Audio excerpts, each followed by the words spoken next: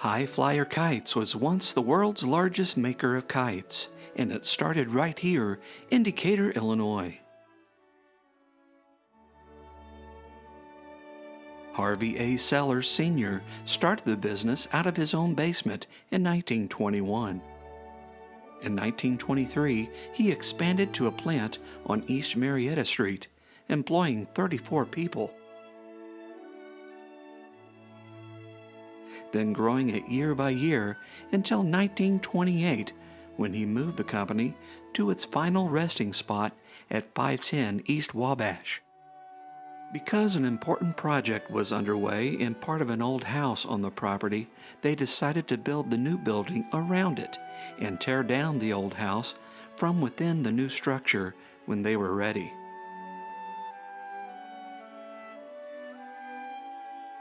At the height of production, Hi-Flier kites were sold in the continental United States, Canada, South America, Puerto Rico, and Hawaii, and were producing over 20,000 kites per day. The company culture was like that of a family.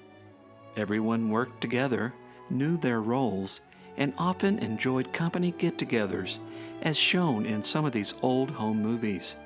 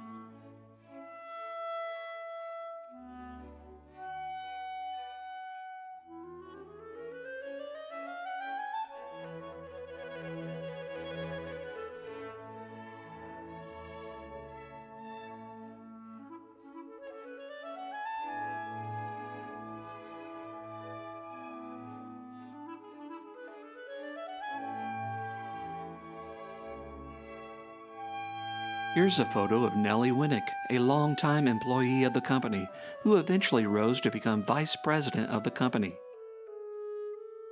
The company jumped at many opportunities to give to others. In this photo, you see Harvey Sellers Sr.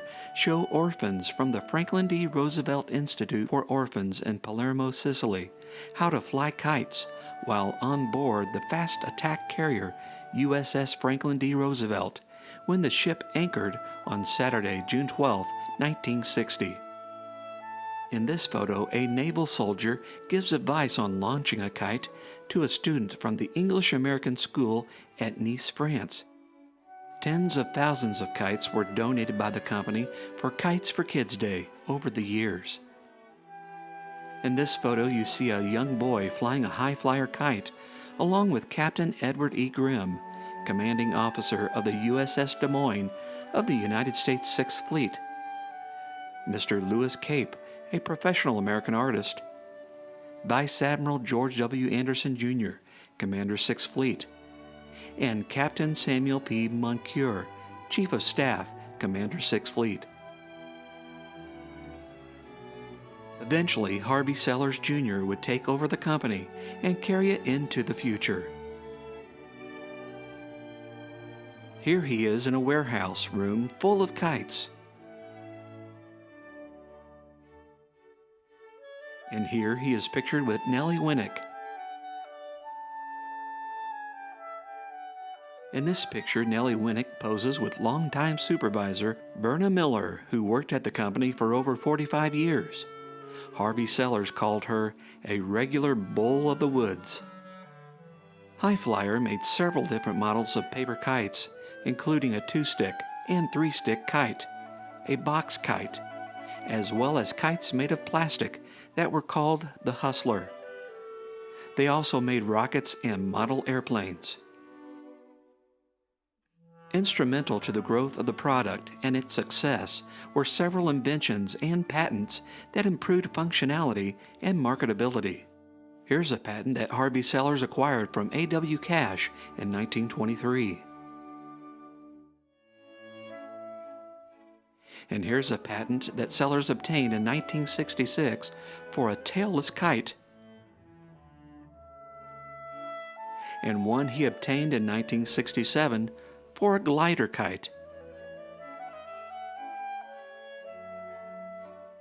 In late 1971, the Hi-Flier Manufacturing Company was purchased by the Damon Corporation, who was also involved in the toy industry, mainly in hobby rockets and chemistry laboratory supplies. The Damon Company would go on until 1981, when it was closed down for good. Several newspaper articles have been written over the years about Hi-Flier, and you can see a very impressive exhibit at the Macon County History Museum in Decatur, Illinois. However, nothing quite beats hearing some stories from the most reliable source, the Sellers family. Here we have two grandsons of the founder of Hi-Flier Kites, Stuart and John Sellers. Do you remember the Hi-Flier Kite Company back in the old days? I do remember spending many hours down there. I was telling Jim the other day that I used to go during the winter time. I'd get on the city bus after Woodrow Wilson Junior High School. I'd get on the city bus, go down and spend the evening doing my homework down in the factory because the whole family was down there working. So yes, I remember those. That was the busy season in the winter time when the plant was really going full blast. So. Yeah. Well, let's take a look at some of these pictures. Okay. That's a box kite machine, and she's putting the sticks up there. Then she would paste the paper strips across. She's got a paper strip up there at the top and one down at the bottom, I guess, and she'd fold them over and glue them on the center stick, and then roll it up. Oh, and this is what it looked like when it was glued. Like the ones laying there. But she would lay them in a stack like that, and eventually they got rolled and put in the box. Now I remember, this may be right next to it, in the basement at the factory. They had a long runway that they'd pull the paper for the box kites out, and they'd run all the way down there. They probably walk 10 miles on a shift, walking down that thing. They'd pull the paper out, and then the machine would fold it over and get the string in the paper. Well, it would actually put the string in as they walked down. The string would be unrolled, and as they walked down, it would unwind and it would fold the edges of the paper over. Right. And the machine did that. Yeah. And when you got down to the end, it was all you had a big long strip that got cut apart into those pieces there like that. Yeah. Okay, well this picture here, December 21st, 1926, and these are factory workers. I believe that's at a Christmas party, and that the company put on for the employees, and it probably was the whole factory right there Probably, at that point. yeah. Or most all of them. This is probably one of the pictures I remember the most, seeing. It seemed to have been printed a lot, and it was hung up in various places, and I just remember seeing it quite a bit. But we know some of those people in there. So I don't know. Well, yeah, there's our grandfather, grandmother, yeah, and our dad. Okay. And let's see here. No, no, you're not in that picture yet. Sorry. Our dad and his two sisters, our aunts. Yeah. Yeah. Well, these are plates that they appear to be plates for advertising kites. A lot of kites like this and some of the ones you have here were actually made for people to give away or sell as promotional, or give them away as promotional items. And but then the regular kites were printed on the same type of plate also. But these this looks like a Naval Reserve, North Island. That's what it says, and that's what it is. This one here, I don't know what it is. 1 hour martinizing dry cleaners. Yeah. But these are letterpress plates, is what they're called.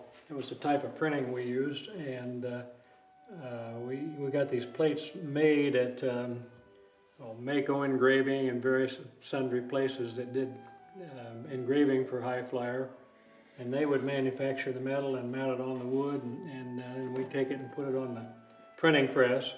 And we had big old flatbed presses in those days, and the bed would go back and forth like this, and it was a huge piece of equipment. And every time this way it was getting ready to print, and as it comes back, the roller comes down and rolls the paper right across this area that's inked, and then the paper would go around the cylinder while it did that, and then it would come out and stack the paper. But it was a big machine. Yeah, that Is that building still there now? It is still there. Okay. Jim looked it up on his Google Maps, or Google whatever space, or whatever you call it. And it's on East Marietta Street. It's right behind what is now 100 block. Paul's Chili. Paul's Chili Parlor, yeah. So, and again, our grandfather is right over there. He's the tallest, probably the tallest guy in the picture. With his sleeves rolled up. Yep. And I have no idea who any of the other people are in there. Our dad is probably in there somewhere, but I don't know where. It looks like it might have been some sort of event they did for the YMCA, because my grandfather was pretty heavily involved with YMCA and the programs that they had. Yeah, he's my dad's cousin, Jerry, and I guess he must have worked there probably sometime back in the day. That would have been probably in the 30s? 1930s, yeah, 30s, maybe early 1940s. But what he's doing here is this is a big mallet, and this is a tool that would cut out a notch out of the top of the kite. This notch right here? Yeah, they cut that notch out of the top of the kite, and then the kite would go to another station, and it would a person, a woman usually, would take this piece of paper and lay it down on string, which was stretched around the frame, and she would lay that piece of paper down there, and she would glue along the edges, the four edges, and then she would put the string on top. This would be upside down. She'd put the string on the top, and then actually, well, she would fold these over to glue them, and she would. And in the days I can remember, that this process of folding it over was all automated. Yeah, it was automated. The four edges all the way around the kite would be by pneumatic equipment of some sort. It would flip that over and glue that edge down over the string. But in the early days, they used to fold each one of those edges separate, and they would had a cloth, and they would be wiping around here, and she'd throw the cloth down, and she'd put another kite on top. Yeah. And she would do this, and she would build a stack that maybe this high or a little higher. 50 kites or something? Yeah, I don't know how many, but yeah, she would have the kites, and they would be pressed down to seal the glue. And the glue we used, I remember that was hot glue that they'd turn those glue pots on in the morning, and they'd get hot and melt the glue, and that was a pretty good process. Somebody would bring in more glue all the time and fill those pots up. And well, this picture here shows Nellie Winnick and Verna Miller were those two people there, and Nellie was an executive with the company, and Verna was a supervisor, and I don't know exactly what they're talking about, but. And I think Nellie, if I'm not mistaken, started day one at the company, didn't she? She with our grandfather. I'm not sure. I think she started in the very beginning, at least in the first year or two, and then was there, which was in the early 1920s, and she worked until mid 1970s, I believe. So, and she was there for many years. And Verna was what was her title? Shift supervisor? Supervisor. Supervisor, yeah. And she ran her shift with an iron fist, as I recall. Yeah, but she was a gentle person. She's as sweet as they come. Yeah, well, that's true. But if you were not going to be at work one day for whatever reason, you better have a darn good reason. And Woolworths always had a nice Hi-Flier display in their windows of their stores.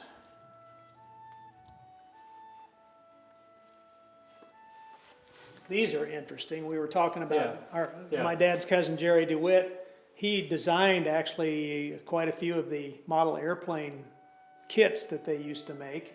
Well, these are wings off the glider, so they were much easier to assemble. You just had to stick them. Oh, okay, right, yeah. Well, they were the same era though, as the model airplane kits, they were right? pre World War II, because these are all balsa wood. And balsa wood came from South America, and it got cut off during World War II. They couldn't get it shipped up here, so they got out of that business and never really got back in it. But it was pretty good business for a while. My favorite kite was the box kite because it was the easiest to fly before the days of plastic kites. It was the easiest to fly, and what was really cool about them is you could tie 6 or 8 or even 12 box kites together and have a gigantic box kite. And like on a beach down in Florida or something, you could get that thing up there, and once you got it up there, it was humongous, and you know, it was easy to see as opposed to what one box kite would look like. So you just tie, you know, maybe six or eight of them together, and it was really cool to just fly it that way. So I'd say the box kite until the Hustler came along, and then that became my favorite kite. Well, I agree with you. I always liked to fly the box kite best. It took a steady wind and a little bit heavier wind than a regular kite, but they were, and when you had enough wind and could keep it up there, you know, it was the most stable kite there ever was. And one other thing I wanted to mention is I remember going up on the roof of the building down on Wabash Avenue on the third, well, there were 3 floors in the building as I recall, and then we'd be on the roof. And we had a fellow that worked at the factory by the name of Wayne Cooper, and he was the official kite tester. I don't know what his title was, but he was the guy that did all the testing and the aeronautical designs to make sure they were right to, you know, that they would fly. And we'd go up on the roof of the building and fly the kites up there, and I was, you know, being a kid, that was pretty exciting. First off, to go to the roof of the building, and then second, to be up there flying kites. So that was one of my favorite memories of being down at the plant. Yeah, I can remember that too. So Wayne Cooper was an interesting man, and when he came in looking for a job, my dad interviewed him, and he hadn't had a meal in several days, and he'd been walking around town. He didn't have a place to live. I don't think. Maybe he did, but he was out just a man out, hard luck guy. But he was smart, you know, and he had an education. And my dad took a chance on him, and he worked out fine. He was there for a long time. I guess many years, yeah. So what was his title down there, other than I don't know. Official General, kite general go-to guy. Yeah, yeah. I mean, he could fix anything. He knew how everything worked, and he was the go-to guy. If they had a problem they couldn't get solved, go see Wayne. So. Although the Hi-Flier Kite Manufacturing Company is no longer around, it will forever be a bright spot for the city of Decatur, Illinois, where it was once the world's largest manufacturer of kites.